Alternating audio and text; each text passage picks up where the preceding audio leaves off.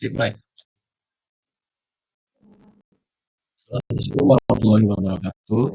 Untuk Ibu Nela, terima kasih atas waktunya untuk kami kelompok 3 untuk presentasikan tugas kami yang berjudul Ekosistem Pesisir dan Laut Raja Ampat.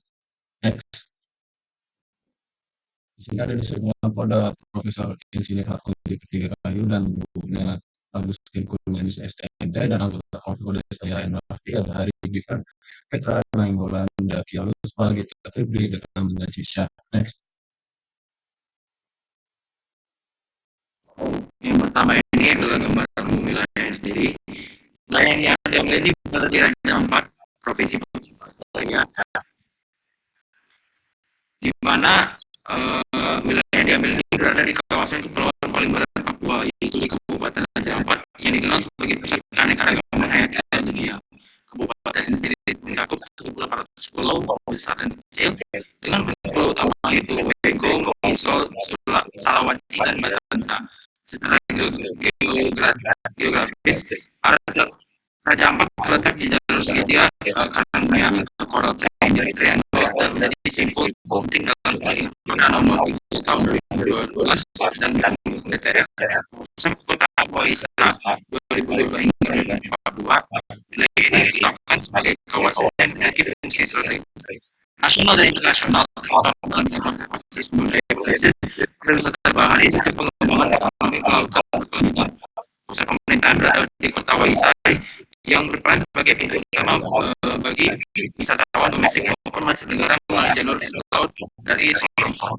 Untuk kondisi biofisiknya sendiri, pertama adalah topografi di mana elevasi bervariasi mulai dari area pesisir yang 0 hingga 10 meter DPL hingga puncak bukit Kars yang tidak dapat mencapai lebih dari 200 meter DPL.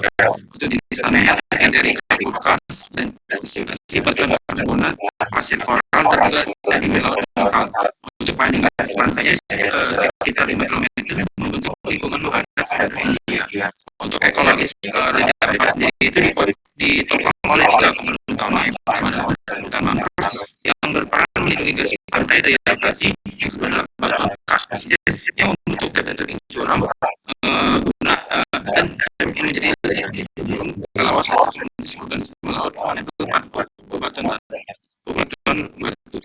Yang terakhir adalah terumbu karang dengan berfungsi sebagai benteng alami dari gunung laut serta menjadi pusat keanekaragaman hayati laut di Raja Ampat. Selanjutnya adalah dataran iklim, di mana karakteristik iklim dengan akumulasi maksimumnya tercatat sebesar 512,34 mm pada bulan Juli. Sebaliknya, penurunan intensitas hujan terjadi secara bertahap bagi tahun. Untuk titik terendah itu adalah 149,4 mm di bulan November.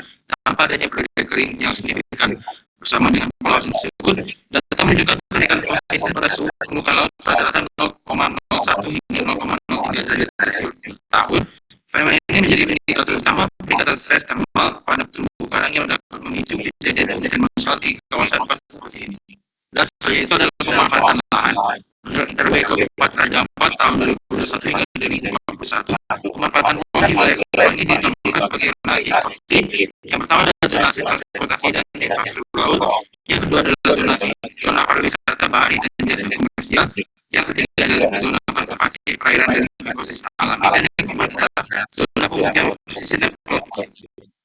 Di sini selanjutnya ada sumber daya perikanan dan sumber daya non perikanan. Di sumber daya perikanan, perairan Raja Ampat memiliki potensi lestari sebesar 590.600 ton per tahun dengan jumlah tangkapan yang diperbolehkan sekitar 472.000 ton per tahun. Saat ini sumber daya yang telah dimanfaatkan sebesar 38.000 ton per tahun. Di luar dari pemanfaatan perikanan subsistem, sehingga diperkirakan masih memiliki peluang sekitar 434.000 ton per tahun. Di perikanan tangkap, hasil tangkapan nelayan di Kabupaten Raja Ampat terdiri dari berbagai jenis ikan, pelagis besar, ikan pelagis kecil, ikan demersial, dan ikan air payau. Selain itu, ikan hasil tangkap lainnya adalah udang, cumi-cumi, kepiting, lobster, cacing laut, kerang, serta siput. Dan yang kedua ada perikanan budidaya. Kepulauan Raja Ampat sangat potensial bagi pengembangan budidaya perikanan laut, terutama ikan-ikan karang seperti kerapu dan Napoleon. Rumput laut, mutiara, dan teripang karena memiliki kondisi perairan yang sesuai. Selanjutnya, sumber daya perikanan adalah segala jenis sumber daya alam yang ada di pesisir, lautan, dan daratan yang tidak terkait dengan kegiatan penangkapan dan budidaya ikan. Sumber daya ini juga bagian penting dari lingkungan dan ekonomi.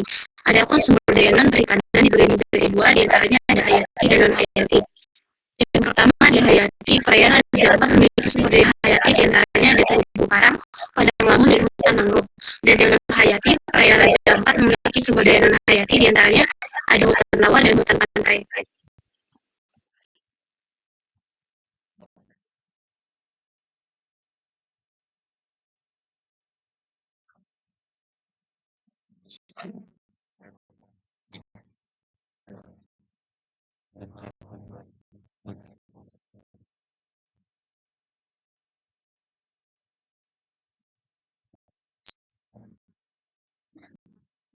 Selanjutnya ada analisis ekonomi di mana sektor pertanian, perikanan, dan juga perikanan menjadi penyebab utama PDB Raja Ampat 2024 sebesar 619 miliar atau 23,80%.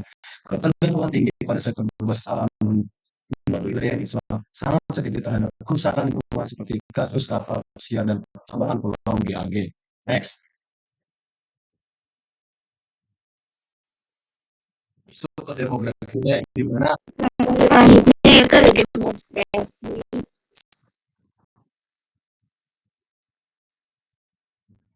Kemudian dari demografi ada jumlah penduduk, kepadatan penduduk, dan angka partisipasi murni. Wilayah Raja Ampat Pulau Waigeo menjadi pulau paling padat penduduk. Hanya sebagian kecil penduduk yang melanjutkan pendidikan setelah SD. Hal ini terjadi karena fasilitas pendidikan masih cukup sulit diakses oleh penduduk yang umumnya tinggal di pulau-pulau kecil dan terpencil. Kemudian mata pencahariannya yaitu ada nelayan, pembuat ikan asin, pembuat rumput laut, penyedia transportasi antar pulau, dan petani. Masyarakat umumnya berprofesi sebagai nelayan sekaligus petani. Pada saat musim hujan, musim ombak tenang, banyak masyarakat melaut mencari ikan. Sebaliknya, saat musim ombak besar, masyarakat biasanya berkebun dan berburu.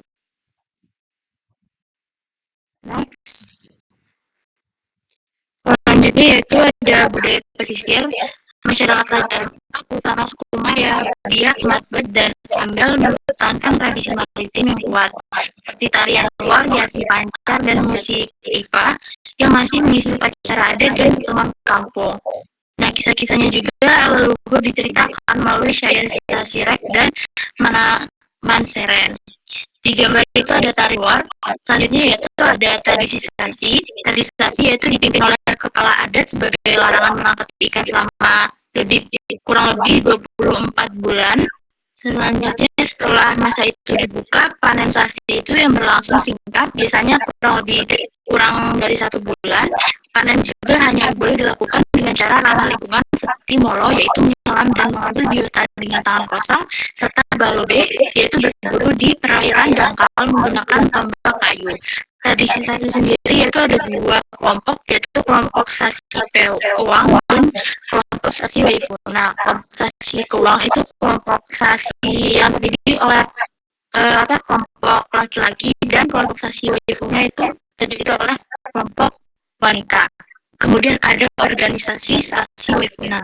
Selanjutnya itu ada perahu tradisional yang masih dipakai oleh masyarakat setempat, terutama yaitu perahu kajang dari Misol untuk perjalanan dan mencari ikan, serta wairon dari suku Biak. Perahu yang sampingnya dulu dipakai berperang dan ini menjadi simbol identitas maritim mereka. Next. Selanjutnya itu ada konflik pemanfaatan ruang. Ada 2, yaitu ada terumbu karang dan tambangan. Terumbu karang sendiri oleh kapal pesiar MV Caledonian Sky berdasarkan peraturan Presiden nomor 81 tahun 2023. Raja Ampat adalah kawasan strategis nasional yang diarahkan untuk fungsi utama konservasi laut dan pengembangan pariwisata berkelanjutan.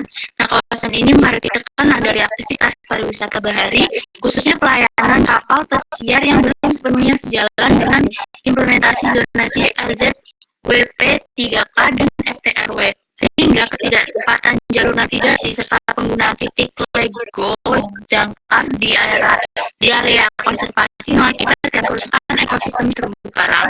Dengan insiden kapal pesiar MV Caledonian Sky yang merusak 18.882 meter persegi terumbu karang di Pulau Priraja Ampat, merusak salah satu ekosistem laut dengan keberagaman hayati tertinggi dunia, sehingga menimbulkan kecaman internasional dan sorotan, menunjukkan lemahnya atas pelindungan kawasan konservasi di Indonesia.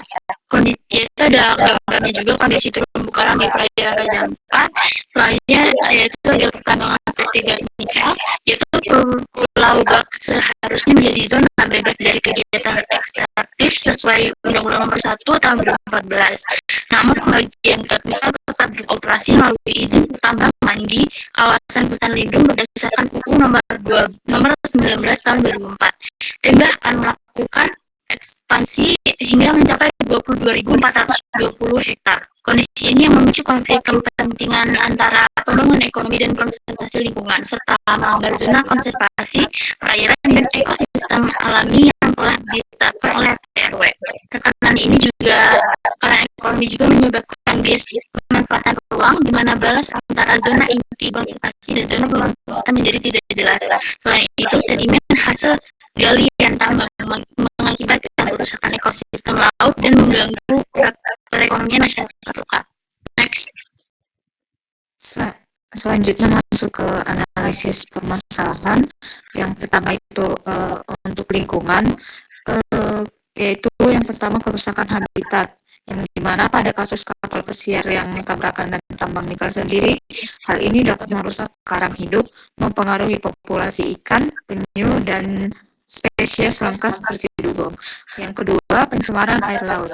Tumpahan bahan bakar atau minyak dan adanya limbah nikel dapat menyebabkan kerusakan rantai makanan, peningkatan kadar logam berat, sehingga mengganggu kualitas air dan dapat mematikan terumbu karang. Yang ketiga yaitu erosi dan kerusakan pesisir. Pembangunan tambang dapat mengakibatkan deforestasi pantai dan erosi. Hal ini dapat mengancam mangrove dan pantai berpasir yang berfungsi sebagai penahan gelombang. Kemudian pada kebijakan dan kelembagaan. Yang pertama itu penegakan hukum yang lemah. Penegakan aturan pada kasus ini tidak efektif. Kapal pesiar melanggar batas navigasi di Taman Nasional Raja Ampat dan tambang nikel sendiri yang beroperasi ini itu tanpa adanya pengawasan secara ketat, meskipun sudah ada Undang-Undang Nomor 32 Tahun 2014 tentang kelautan dan juga Undang-Undang Nomor 3 Tahun 2020 tentang pertambangan. Yang kedua yaitu koordinasi antar lembaga yang buruk, yang dimana koordinasi antara pemerintah pusat, yaitu Kementerian Kelautan atau Perikanan untuk kapal pesiar dan ESDM atau KLHK untuk tambang, TNI, Angkatan Laut, dan otoritas lokal seperti Pemprov Papua Barat sering gagal, yang dimana hal ini menyebabkan respon lambat dan juga tumpang tindih tanggung jawab. Yang terakhir yaitu pengawasan kelembagaan yang terfragmentasi.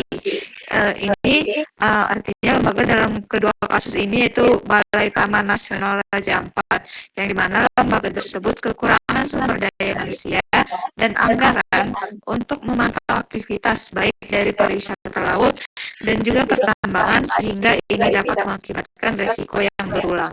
Next. Selanjutnya untuk infrastruktur sendiri, yang pertama itu keterbatasan fasilitas pelabuhan dan navigasi.